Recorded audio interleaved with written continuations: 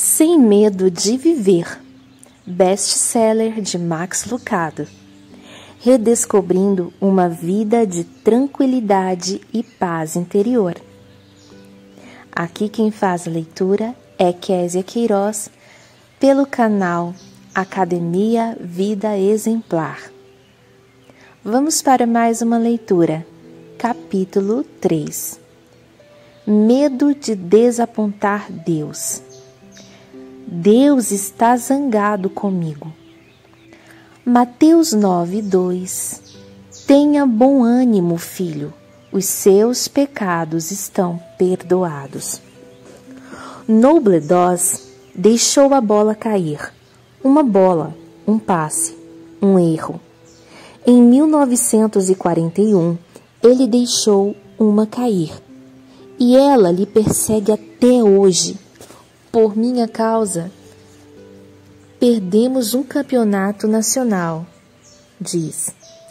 O time de futebol americano da Universidade do Texas era considerado o número 1 da nação.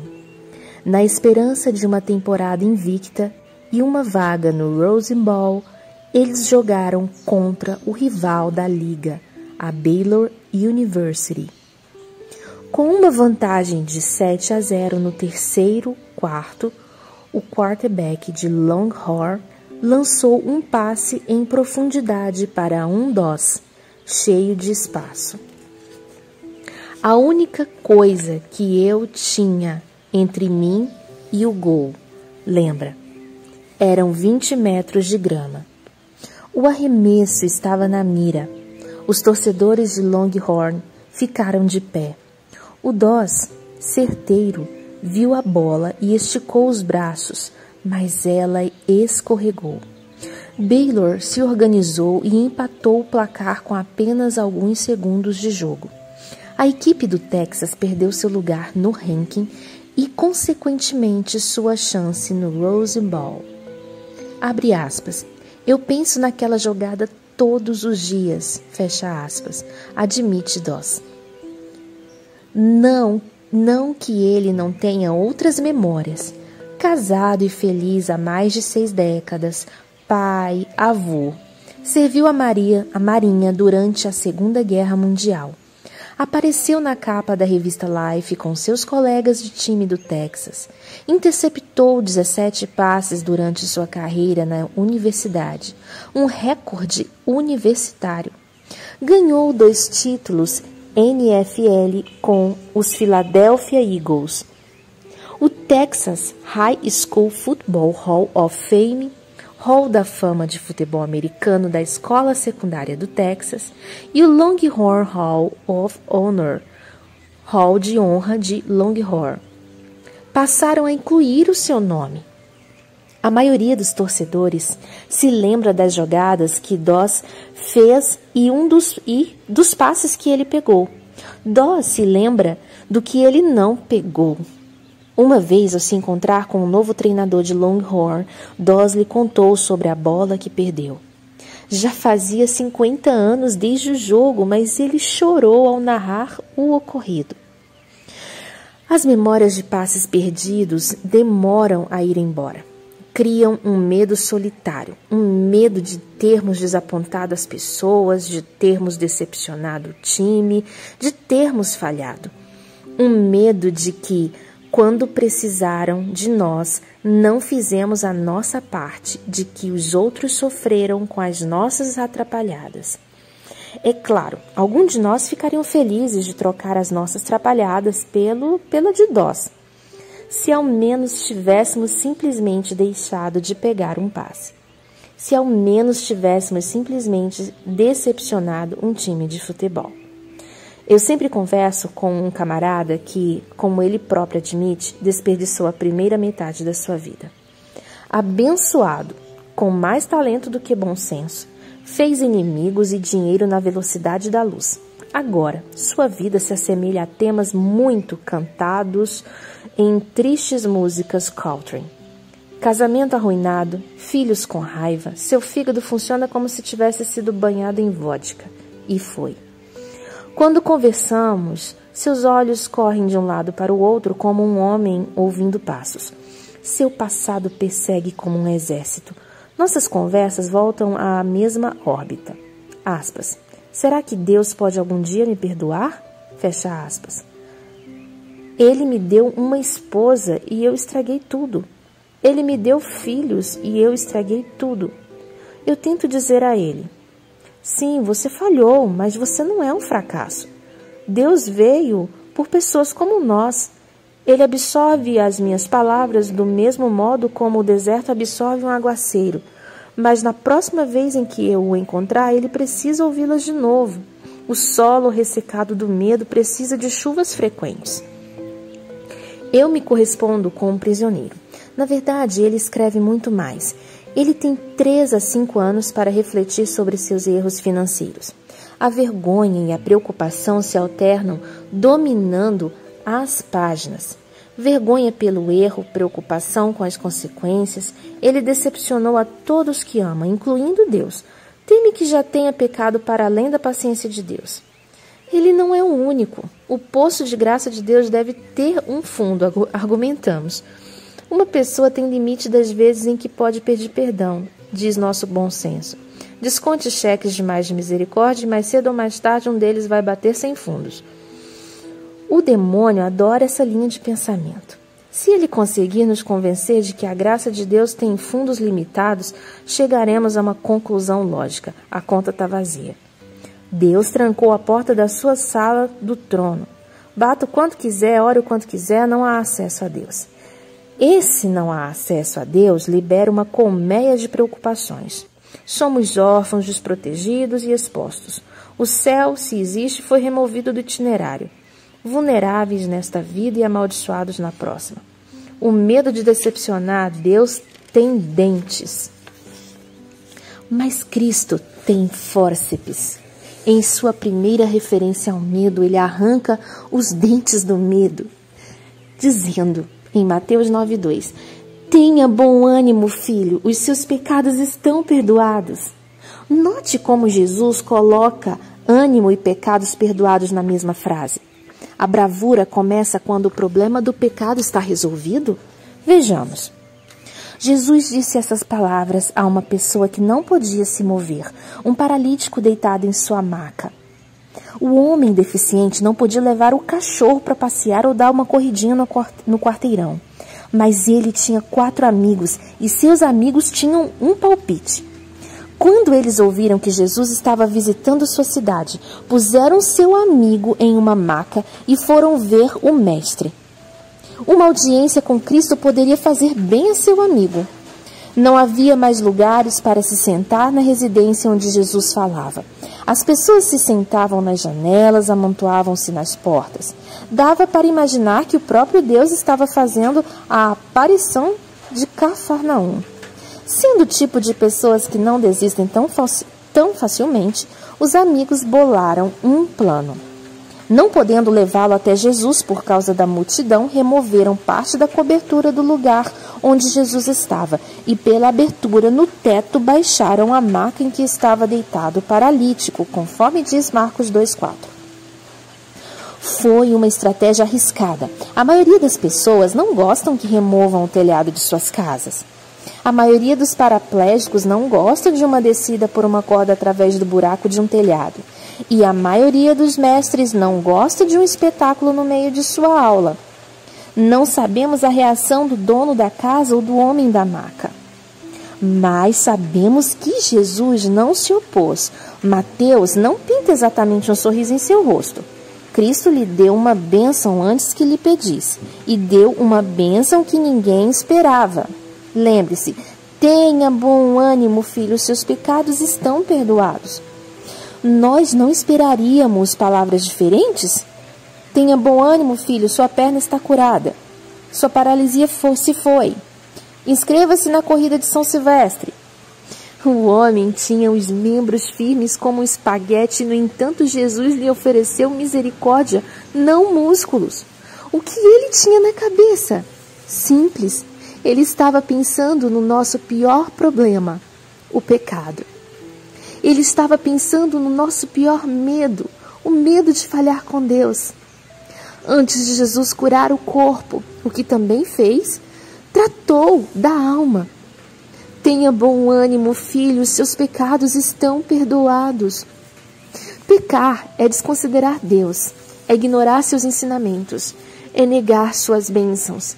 Pecar é viver sem Deus, concentrando a vida no meio da palavra Deus. Entre D e S existe o eu. A vida do pecador é concentrada no eu e não em Deus. Não foi essa a escolha de Adão e Eva? Antes de seu pecado, eles habitavam em um mundo sem medo, apenas um com a criação, um com Deus, um com o outro. O Éden era um mundo maravilhoso. Entre M e Do tem um na palavra mundo. Eram um com Deus. Maravilhoso o mundo com apenas em um mandamento. Não toque na árvore do conhecimento. Adão e Eva tinham uma escolha. E a cada dia eles escolhiam confiar em Deus. Mas aí veio a serpente semeando a dúvida e oferecendo um acordo melhor. Foi isto mesmo que Deus disse, questionou.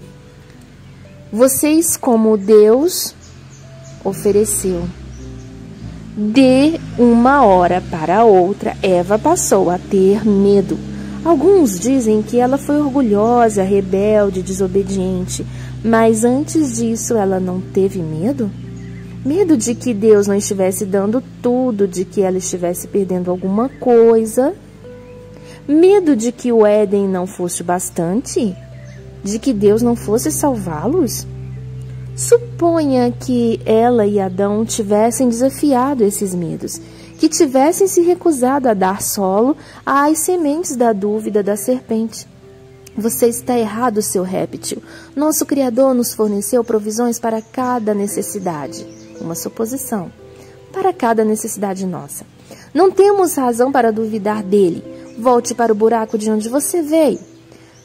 Porém, eles não disseram isso. Eles não souberam lidar com o medo e o medo os derrotou. Eva parou de confiar em Deus e tomou o assunto e o fruto em suas próprias mãos. Só para o caso de Deus não conseguir, eu conseguirei. Adão a seguiu. Adão e Eva fizeram o que fazem as pessoas que têm medo. Correram para se defender. Esconderam-se da presença do Senhor Deus entre as árvores do jardim. Mas o Senhor Deus chamou o homem perguntando, onde está você? E ele respondeu, ouvi teus passos no jardim e fiquei com medo, conforme diz Gênesis 3, 8 a 10. O medo, se não cuidado, leva ao pecado. Como todos nós já pecamos, todos nos escondemos, não entre as árvores, mas em semanas de 80 horas de trabalho, acessos de ira e estando ocupados demais para a religião. Evitamos contato com Deus. Estamos convencidos de que Deus deve odiar nossas tendências más. Com certeza estamos. Não gostamos das coisas que fazemos e dizemos. Desprezamos nossos pensamentos lascivos, julgamentos cruéis e atos egoístas. Se nosso pecado nos dá náuseas, ele deve enojar ainda mais um Deus santo. Chegamos a uma conclusão prática. Deus está irreparavelmente zangado conosco. Então, o que nos resta fazer a não ser nos escondermos entre as árvores ao ouvir a sua voz? O profeta Isaías diz que o pecado nos deixa perdidos e confusos como ovelhas perdidas. Todos nós, tal qual ovelhas, nos desviamos. Cada um de nós se voltou para o seu próprio caminho. Isaías 53, 6. Se o profeta tivesse conhecido minha cadela, ele poderia ter escrito, todos nós, tal qual mole, nos desviamos. Para um cão tão meigo, ela é teimosa e rebelde demais. Uma vez que o nariz dela capte o cheiro da churrasqueira ou do lixo destampado do vizinho, não existem comandos que possam controlá-la. Você não quer saber quantas vezes este pastor correu atrás de seu cão pela rua gritando coisas que um pastor não deveria? Ela peca vivendo como se seu mestre não existisse. Ela é famosa por fugir. Semana passada pensamos que ela tivesse fugido para sempre. Pusemos a foto dela em quadros de avisos, rodamos a vizinhança de carro, chamando-a pelo nome. Finalmente, depois de um dia inútil, fui ao abrigo de animais e descrevi Molly à diretora do local.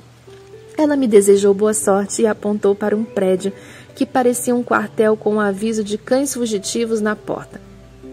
Aviso aos que adoram cães. Não vá lá. Não via tanta tristeza desde que fecharam o cinema drive-in da minha cidade. Jaula após jaula de olhos desejosos amedrontados. Grandes, redondos, estreitos, escuros. Alguns tinham as sobrancelhas grossas de um Cocker Spaniel. Outros tinham a cabeça careca como um Chihuahua. Diferentes raças, mas o mesmo apuro. Perdidos como gansos cegos sem noção de como ir para casa. 2 terriers, de acordo com uma nota no portão, foram encontrados em uma estrada remota. Alguém encontrou um velho poodle em um beco. Pensei tê-la encontrada quando vi um golden retriever com pelo bonito, mas não era Molly. Era macho com os olhos tão castanhos e solitários que quase lhe renderam uma vaga no meu banco de trás. Não encontrei Molly no abrigo. Eu tive, no entanto, uma ânsia louca no abrigo. Eu queria anunciar a declaração de Jesus. Tenham bom ânimo, vocês não estão mais perdidos. Eu queria levar os cães fugitivos para casa comigo, destrancar porta após porta e encher o meu carro com cães latindo e abanando a cauda. Eu não o fiz. Por mais que eu quisesse salvar os cães, eu queria ainda mais continuar casado. Mas eu tive a ânsia e esse impulso me ajuda a entender porque Jesus fez do perdão o seu primeiro pronunciamento contra o medo. Sim, nós decepcionamos Deus, mas não, Deus não nos abandonou. Pois Ele nos resgatou do domínio das trevas e nos transportou para o reino do Filho do seu amor, Colossenses 1,13. Quem nele crê não é condenado, João 3,18. Todo aquele que olhar para o Filho e nele crer tem a vida eterna e eu o ressuscitarei no último dia, João 6,40. Escrevi-lhes estas coisas a vocês que creem no nome do Filho de Deus, para que vocês saibam que tenham a vida eterna.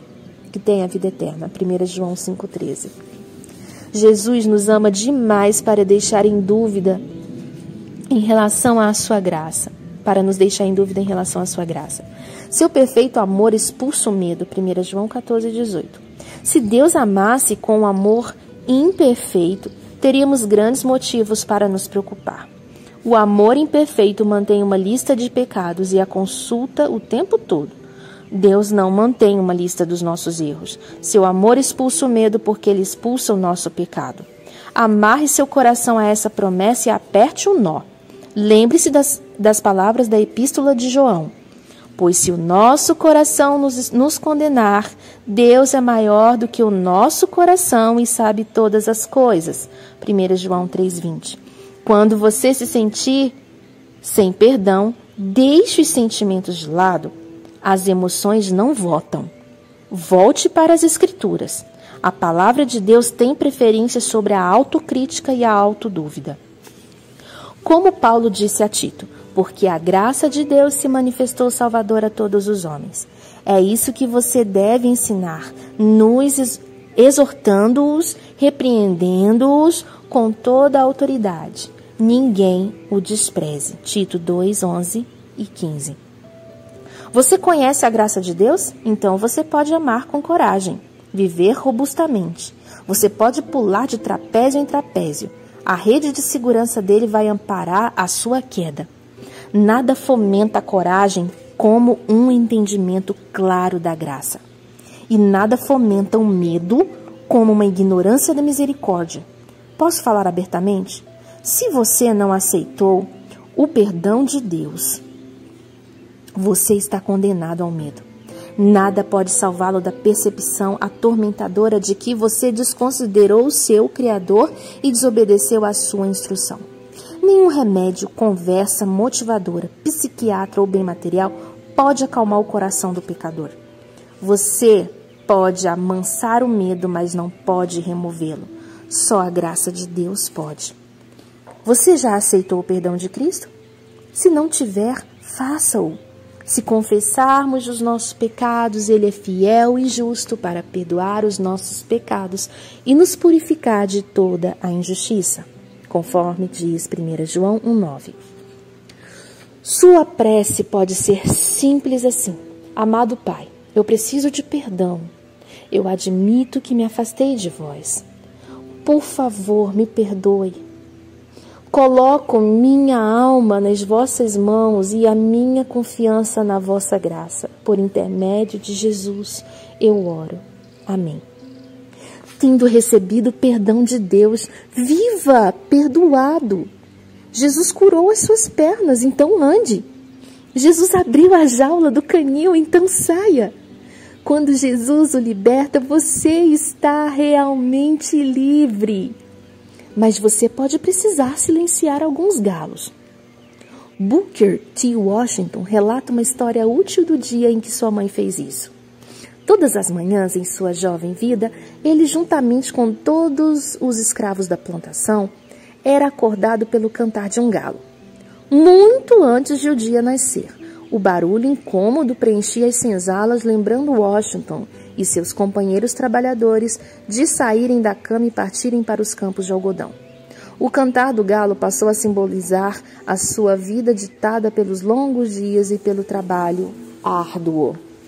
Mas aí veio a proclamação da emancipação. Abraham Lincoln decretou a liberdade para os escravos. Na sua primeira manhã em liberdade, o jovem Booker foi acordado pelo galo de novo. Só que dessa vez a sua mãe estava correndo atrás dele pelo celeiro com um machado. A família Washington fritou e comeu o seu despertador no almoço. Seu primeiro ato de liberdade foi silenciar o lembrete da escravidão. Algum galo anda lhe tirando o sono? Pode ser que você precise afiar a lâmina. A boa nova do Evangelho é: sim, a graça dele é real, assim como a nossa liberdade. A propósito, o caso da Molly desaparecida? Ela apareceu no quintal de um vizinho.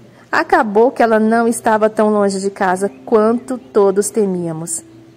E você? Como ela também não está.